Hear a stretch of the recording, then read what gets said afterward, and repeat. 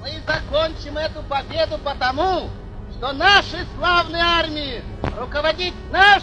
великий советский народ, великая наша партия, великий мудрый товарищ Сталин